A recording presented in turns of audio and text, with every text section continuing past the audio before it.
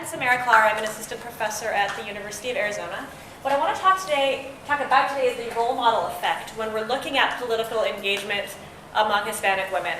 I'm not looking at immigrants specifically, I'm looking at all women in the United States who identify as Hispanic.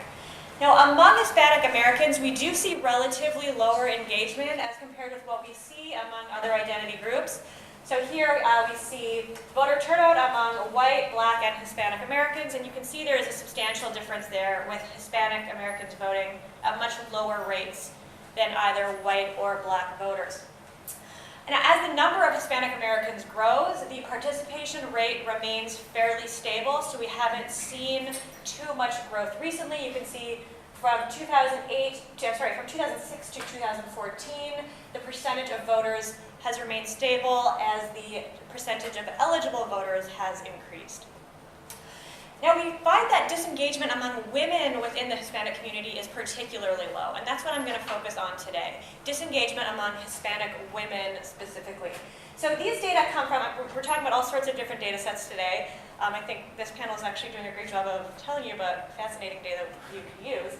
I rely on the Pew 2004 National Survey of Latinos, which is a great nationally representative survey publicly available at the Pew website. And what you can see here is political engagement among men versus women who identify as Hispanic. We have Hispanic men here in what used to be green, but here looks sort of like a brownish color, and Hispanic women in what stayed fairly blue. And you can see there are substantial differences when it comes to contacting a representative, attending a political meeting, attending a political demonstration, paying a lot of attention to politics, or following the election closely. Hispanic men are statistically significantly more engaged than are Hispanic women. Now, scholars have yet to explain this level of engagement. Turnout among Hispanics in the 2014 midterms was significantly lower than what most analysts had predicted. And we've actually seen that classic explanations for disengagement, for example, socio-demographic factors, tend to not explain disengagement among Hispanic Americans. It doesn't fully explain why we see this lower engagement level. Now, we know that what we call the role model effect can help to explain disengagement among women more generally, and there's a very rich body of work demonstrating that the presence of women in elected office tends to coincide with increased political participation among women in the population. That was work done by Campbell and Walbrick, showed that for adolescent women, the presence of elected women in office is very engaging. Burns and co-authors have shown that the presence of female Senate candidates and female incumbents coincide with greater political knowledge and political interest among female voters. Atkinson has shown that when female candidates participate in highly visible races, engagement among women increases. So we know that this role model effect has a real impact on engagement among women more generally. Existing work, however, does not distinguish among racial groups within women. So for minority women, we do know that race can be more salient than gender when it comes to political attitudes. So in this paper that I'm presenting today, we asked, does the presence of Hispanic women in politics increase engagement among Hispanic women in the population? So Campbell and Wilbricht, as I mentioned, find that news coverage of women in politics does tend to drive awareness and subsequently engagement among adolescent women. So what we expect here is that for Hispanic women, having Hispanic women in office is going to increase engagement. Now, this should be true only for Hispanic women who are aware of their elected officials. If you do not know that there are Hispanic women in office, this should have no effect on your engagement. So Hispanic women in office will increase engagement for Hispanic women who are aware of their elected officials, but not for those who are not aware. We know that ethnic identity tends to be more salient for minority women than does gender when it comes to political attitudes. So we expect as well that women in office, regardless of race, should have no effect on engagement among Hispanic women. Instead, the effect should come from the number of Hispanic women in office. This is what we're looking for.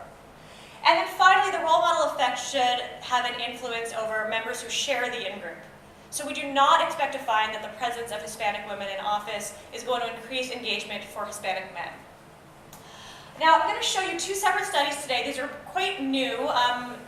As with many papers here at the Midwest Conference, these data were analyzed fairly recently. The first study I want to talk about is using the Pew data set that I mentioned before. This is a nationally representative survey of Hispanic women in nearly every state in the country.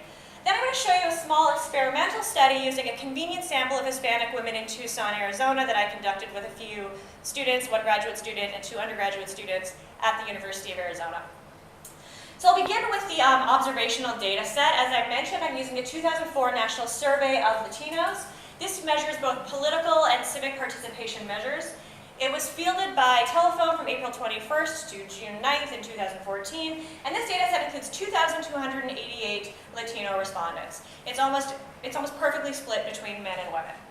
The question includes multiple items about political engagement, including attending political meetings, political demonstrations, donating to campaigns, working for campaigns. So I combined these variables to create a political engagement measure, one battery item of political engagement. Now, I do combine them in various ways, and my results are robust across the different measures of engagement. This survey includes all the demographics you would expect to find, and it also asks respondents in which state they reside. Now, this is really important for me because I'm able to use the database of Latinas in elected office, which is maintained by Rutgers University, to add to this data set the number of elected Hispanic women in office per state. So this is at the local, state, and federal level. So now in my data set, I not only have political engagement measures, demographics, but I also have the number of elected Hispanic women in office in that particular state. So all I'm going to do here is just regress the engagement, political engagement, on the number of Hispanic women in office. And as I mentioned, what I expect to find is that for those Hispanic women who are aware of their elected officials, we should find that the number of elected Hispanic women should increase political engagement. Now, I control for the number of women in office overall, because remember that I don't expect to find this effect when just looking at the number of women in office. This is strictly an effect of the number of Hispanic women. I also control for factors that are known to increase engagement: age, education, income, and I also control for whether or not the respondent is a US citizen.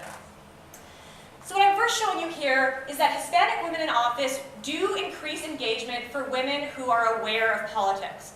I distinguish between those who are aware and those who are unaware by relying on the question that asks, to what extent do you follow what's going on in politics? So here we're seeing that the number of Hispanic women elected in the respondent state, which is sort of in this mustardy color that was once yellow, does have a significant effect on engagement among Hispanic women who follow politics, but not for those who do not follow politics. So here I'm regressing the number of Hispanic women in office on engagement for Hispanic women who do not follow politics. And this difference is statistically significant. So again, you see here that there is this significant effect for women who follow politics, but not for those who don't. Importantly, we do not find that the number of women overall in office has any statistically significant effect on engagement among Hispanic women. So the number of females generally does not seem to increase engagement. It is only the number of Hispanic females. Similarly, for women with low awareness of politics, the number of women in office generally has no effect.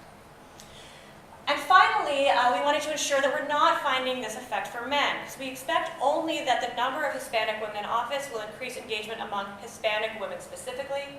So here you can see for Hispanic men, the number of Hispanic women in office does not influence engagement for those who are aware of politics, nor does the women in office. For the men, we find that it's education, income, party identification, and US citizenship that increases engagement. For men with low awareness of politics, we find only that income seems to have a significant effect on political engagement. So we coupled this observational data with a small experiment that we did in Tucson. This was really quite a lot of fun. The way we conducted this particular experiment is we presented a sample of adult Hispanic women with one of 4 political scientists. The political scientist was either a Hispanic female who was named Julieta Garcia Marquez. These are aliases. We didn't have to seek out people with these specific names. A Hispanic male, Jose Garcia Marquez, a white female, Melissa White, and a white male, Ryan White. So we're trying to be real obvious there. Each political scientist interviewed a Hispanic woman about her political knowledge, interest, and political engagement. This took place on Election Day in 2014, so both voters and non-voters were interviewed. So that means women who were leaving the ballot place, as well as women in downtown Tucson and in South Tucson, which is a highly Hispanic area. So there was only 4 interviews for this sort of a pilot study of an experimental project. We surveyed Hispanic women throughout Tucson, as I mentioned, both at voting places and elsewhere. we did a quick manipulation check. Here's the interviewers. That's me, obviously, in the top right, or maybe not so obviously. We wanted to make sure that there weren't really significant differences among the appearance of the interviews aside from our gender and our race. So we put these photos up on Mechanical Turk, and we told the Mechanical Turk respondents that we were testing out the quality of various web cameras. And we wanted to know if they could accurately identify the individual's race, age, gender, and we asked a variety of trait questions. How friendly does this person appear? How approachable does this person appear to be? Now, when it came to traits, there was no significant differences across any of these photos. We all looked fairly friendly, fairly approachable. I was statistically significantly identified as the oldest, sadly. That's just the reality of the situation. But aside from my old age, everybody seemed to agree. We looked more or less the same. Our genders were uniformly accurately identified. Race was identified over 95% of the time as being correct. There was a bit of confusion with me, actually, as well as with both Hispanic interviewers who were identified by between 2 and 5% of respondents as Native American. But overall, we had a high consensus that we had a white male, white female, Hispanic male, and Hispanic female. So again, our hypothesis here is that exposure to the Hispanic female political expert is going to instill greater political engagement among the Hispanic female respondents. And that is compared to the Hispanic male, white female, and white male political experts. So we had two types of dependent variables here. The first was simply self-reports. The first question asked, when you make political decisions, how confident are you in those decisions? The second question asked, to what degree are you interested in politics? And then finally, we had two behaviors. One was we asked people if they'd like to sign up to take part in political studies, political surveys. They could provide their email address if they wanted to do so. We also had a pamphlet we made about local politics in Arizona, and they were welcome to take the pamphlet with them if they wanted to. So I'll first show you the level of political confidence that respondents expressed when interviewed by these different political scientists. So we found that Hispanic women did express more confidence in their political choices when they were asked by the Hispanic female political scientists. It's all the way on the right there. So here from left to right, you're seeing the mean political interest reported by respondents when interviewed by the white male, the white female, the Hispanic male, and Hispanic female. So you see a bit of a bump there with the Hispanic male, but not with the white female. So it really is the race cue that seems to be increasing reported political interest, but it is the Hispanic female who seems to instill the highest level of political interest among our respondents. When it comes to political interest, again, we find the same effect. Hispanic women express more interest in politics when asked by a Hispanic female political scientist. So the Hispanic female, again, all the way on the right, had higher interest. We've seen higher political confidence, higher political interest. When it came to the behavioral measures, we did not find statistically significant differences due to very high variance. Our sample sizes here were quite small. Again, this is a bit of a reality when you're dealing with face-to-face convenient samples of a doubly minority group, Hispanic women. But we do see directionally what we expected. There is a slight increase in willingness to provide one's email when asked about the Hispanic female, but this is not a statistically significant result. Nor is our second behavioral measure taking the pamphlet. So you see directionally what we'd expect to find when asked by the Hispanic female political scientist whether they would like to take additional information. There is a boost, but again, we've got real high standard errors here, so nothing statistically significant. So this is something we would like to replicate, most likely with a larger online sample. Doing it face-to-face just doesn't quite get the numbers that we would need. So in conclusion, what we find is that interactions with experts who share two in-group identities appears to increase reported political engagement. We looked at both that observational data set using a nationally representative sample, as well as this convenient sample that we gathered together in Tucson, Arizona.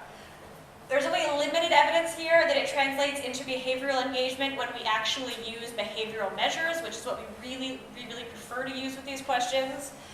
But hopefully in additional rounds of this study, we can have larger sample sizes that might help us with that. Now, as we know, Hispanic women occupy very few elected positions in American politics. Here we have the percentage of those in Congress, statewide executive office, state legislators, and mayors in the top 100 major cities, so that's just actually 1%, that are held by Hispanic women. And we know this is an issue because the role model effect does appear to drive engagement among Hispanic women to a certain extent. So greater opportunity for Hispanic women to actually enter politics may help to increase engagement among the mass public.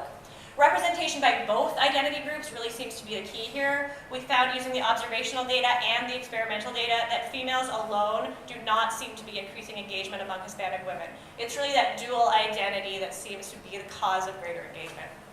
So thank you very much. I really look forward to your feedback.